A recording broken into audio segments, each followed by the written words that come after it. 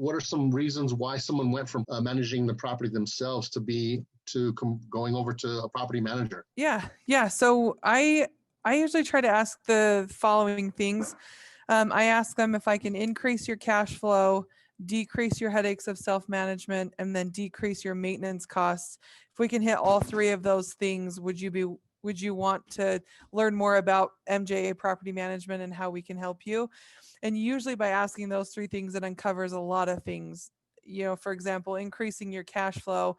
A lot of properties are under market rent, or they've had a tenant in the property that's been there for 15 years. And the owners feel like that property is performing the best because they're like, hey, I've had this tenant for 10 years. They're great. They never complain.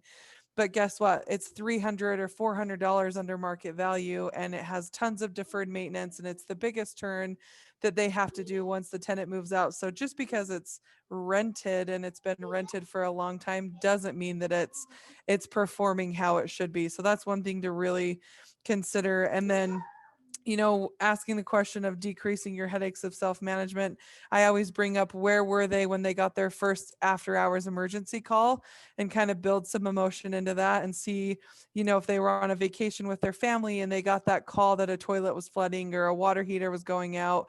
And so I always try to ask that question, and if they've been doing it long enough. And then naturally, decreasing maintenance costs, over the last 14 years, Matt and our team have been able to build a lot of really good, reliable contractors that we can call.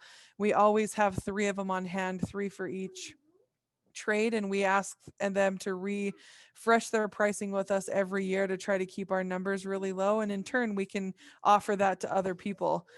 We can offer that to people that are, I met with a client recently and said his maintenance costs this year alone has been having him operate negatively. And the properties are in good condition. They're rented. He had minimal vacancy time, but just having these high maintenance costs has had his portfolio performing, under par. So I usually try to focus on those 3 things and try to uncover their needs from there, and then offer a solution on how we can kind of fill in and help.